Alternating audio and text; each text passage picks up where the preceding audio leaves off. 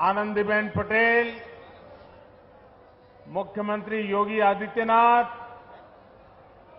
केंद्रीय मंत्रिमंडल के मेरे सहयोगीगण, राज्य सरकार के मंत्रीगण, विधायकगण, अन्य महानुभाव और मेरी काशी के मेरे प्रिय भाइयों और बहनों,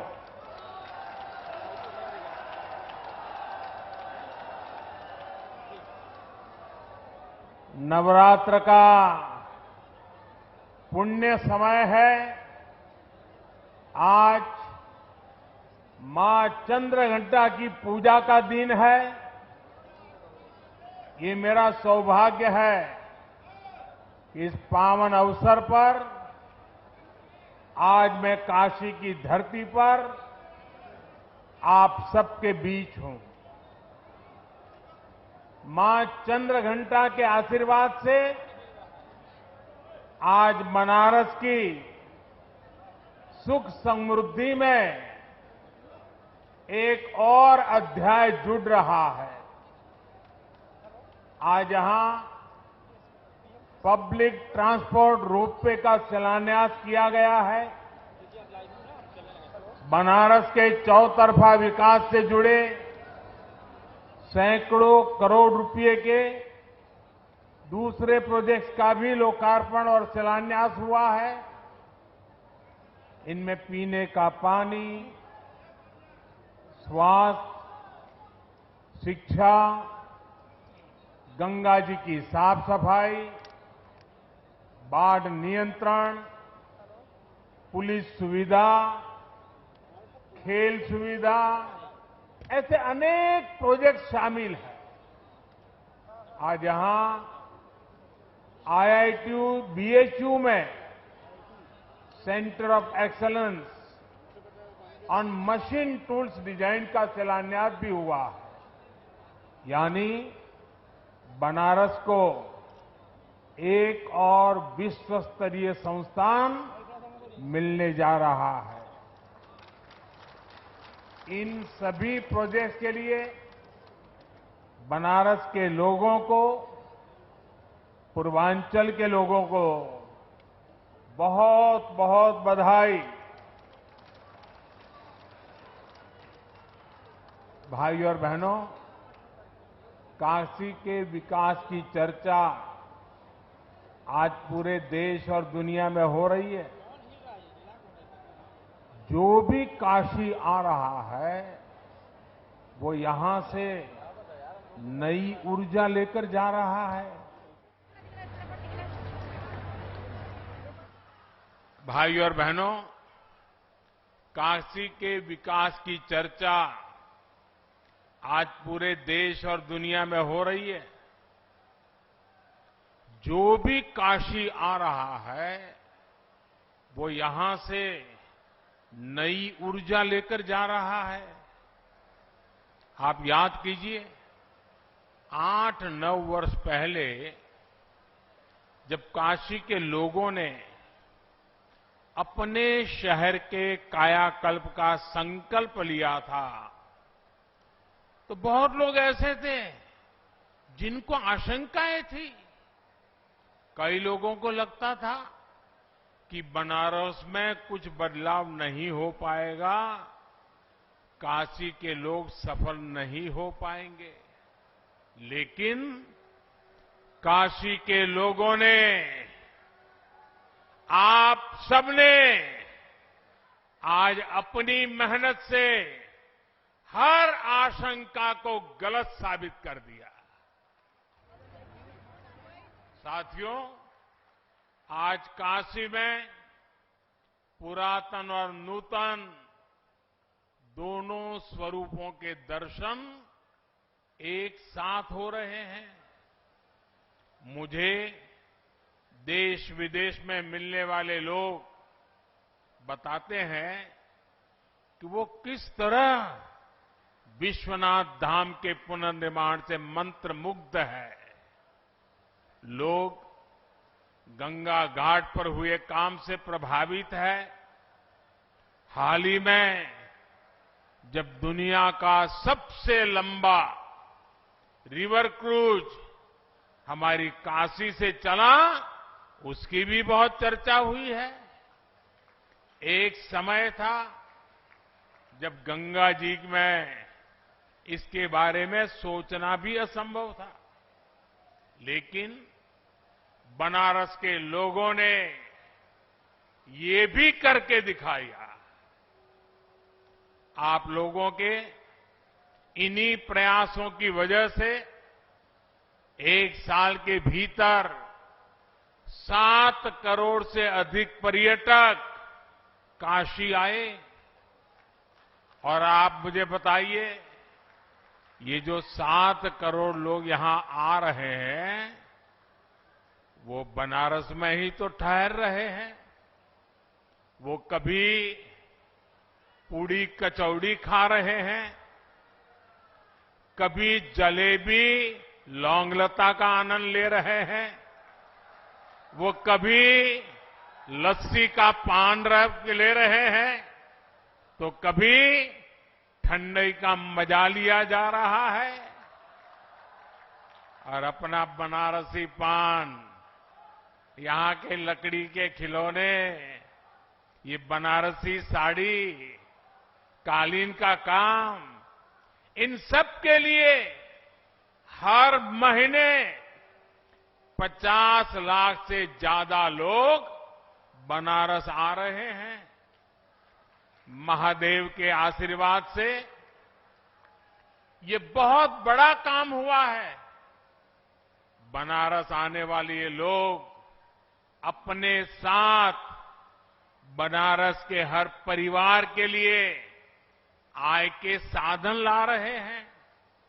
यहां आने वाले पर्यटक रोजगार के, स्वरोजगार के नए अवसर बना रहे हैं। साथियों, 8-9 वर्षों के विकास कार्यों के बाद जिस तेजी से बनारस का विकास हो रहा है, अब उसे नई गति देने का भी समय आ गया है। आज यहां टूरिज्म से जुड़े, शहर के सुंदरीकरण से जुड़े कई प्रोजेक्ट्स का लोकार्पण और शिलान्यास हुआ है। रोड हो, पुल हो, रेल हो, एयरपोर्ट हो, कनेक्टिविटी के तमाम नए साधनों ने काशी आना जाना बहुत आसान कर दिया है। लेकिन अब हमें एक कदम और आगे बढ़ना है। अब जो ये रोपवे यहां बन रहा है, इससे काशी की सुविधा और काशी का आकर्षण दोनों बढ़ेगा। रोपवे बनने के बाद बनारस कैंट रेलवे स्टेशन और काशी विश्वनाथ कॉरिडोर के बीच की दूरी बस कुछ मिनटों में ही रह जाएगी। इससे बनारस के लोगों की सुविधा और बढ़ जाएगी। इससे कैंट स्टेशन से गदौलिया के बीच ट्रैफिक जाम की समस्या भी बहुत कम हो जाएगी। साथियों, वाराणसी में आसपास के शहरों से, दूसरे राज्यों से लोग अलग अलग काम से भी आते हैं। वर्षों से वो वाराणसी किसी एक इलाके में आते हैं, काम खत्म करके रेलवे या बस स्टैंड चले जाते हैं। उनका मन होता है बनारस घूमने का, लेकिन सोचते हैं इतना जाम है, कौन जाएगा। वो बचा हुआ समय स्टेशन पर ही बिताना पसंद करते हैं। इस रोपवे से ऐसे लोगों को भी बहुत फायदा होगा। भाइयों और बहनों, ये रोपवे प्रोजेक्ट सिर्फ आवाजाही का प्रोजेक्ट भर नहीं है। कैंट रेलवे स्टेशन के ऊपर ही रोपवे का स्टेशन बनेगा ताकि आप लोग इसका सीधा लाभ ले सके। ऑटोमेटिक सीढ़ियां, lift, wheelchair ramp, rest room और पार्किंग जैसी सुविधाएं भी वहीं उपलब्ध हो जाएगी। रोपवे स्टेशनों में खाने पीने की सुविधा, खरीदारी की सुविधा भी होगी। ये काशी में बिजनेस और रोजगार के एक और सेंटर के रूप में विकसित होंगे। साथियों, आज बनारस की एयर कनेक्टिविटी को मजबूत करने की दिशा में भी बड़ा काम हुआ है। बाबतपुर हवाई अड्डे में आज नए एटीसी टावर का लोकार्पण हुआ है।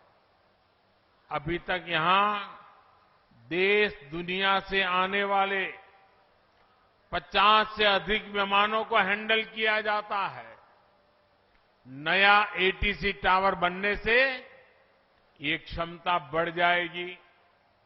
इससे भविष्य में एयरपोर्ट का विस्तार करना आसान होगा। भाइयों और बहनों, काशी में स्मार्ट सिटी मिशन के तहत जो काम हो रहा है उनसे भी सुविधाएं बढ़ेगी और आने जाने के साधन बेहतर हो जाएंगे। काशी में श्रद्धालुओं और पर्यटकों की छोटी छोटी आवश्यकताओं को ध्यान में रखकर ही फ्लोटिंग जेटी का निर्माण किया जा रहा है। नमामि गंगे मिशन के तहत गंगा किनारे के शहरों में सीवेज ट्रीटमेंट का एक बहुत बड़ा नेटवर्क तैयार हुआ है। पिछले 8-9 वर्षों में आप गंगा के बदले हुए घाटों के साक्षी बने हैं। अब गंगा के दोनों तरफ पर्यावरण से जुड़ा बड़ा अभियान शुरू होने वाला है। सरकार का प्रयास है कि गंगा के दोनों तरफ 5 किलोमीटर के हिस्से में प्राकृतिक खेती को बढ़ावा दिया जाए। इसके लिए इस वर्ष के बजट में भी ऐलान किए गए हैं। चाहे खाद हो या फिर प्राकृतिक खेती से जुड़ी दूसरी मदद, इसके लिए नए केंद्र बनाए जा रहे हैं। साथियों, मुझे ये भी खुशी है कि बनारस के साथ पूरा पूर्वी उत्तर प्रदेश कृषि और कृषि निर्यात का एक बड़ा सेंटर बन रहा है।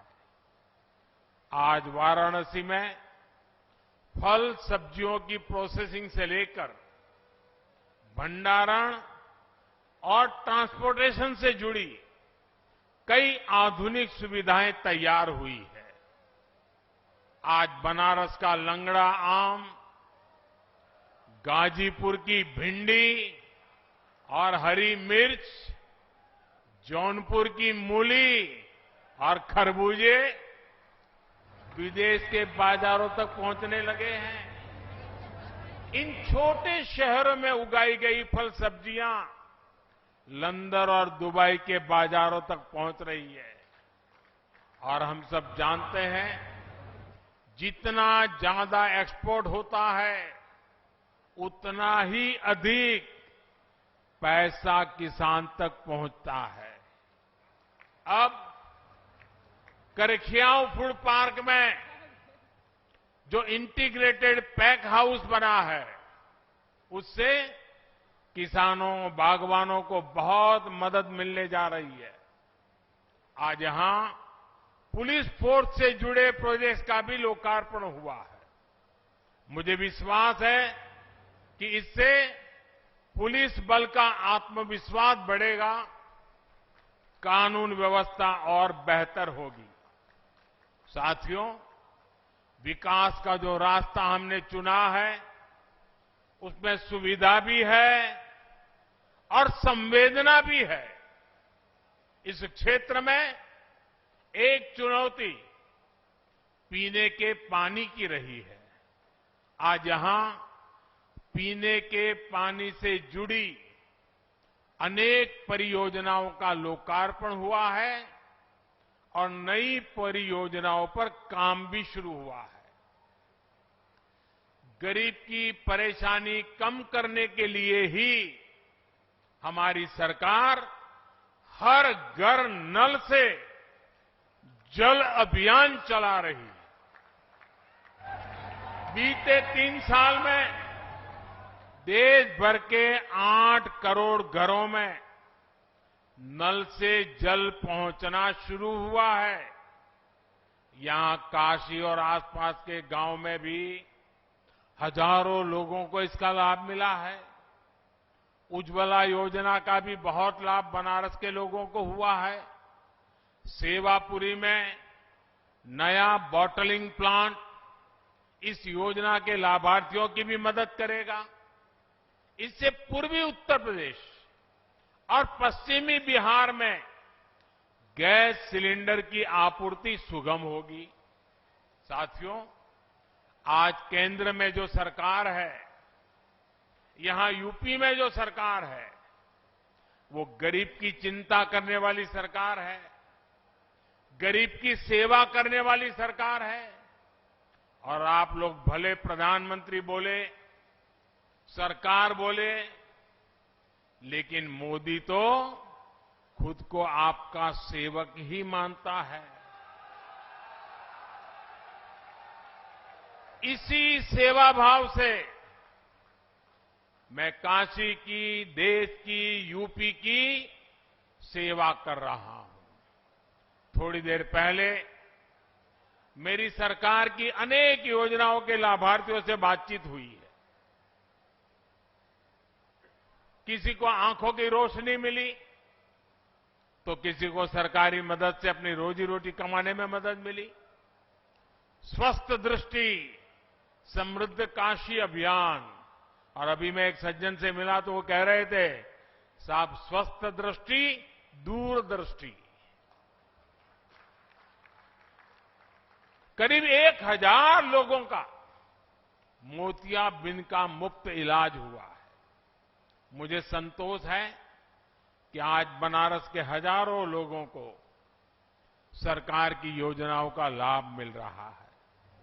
आप याद कीजिए, 2014 से पहले के वो दिन जब बैंकों में खाता खोलने में भी पसीने छूट जाते थे।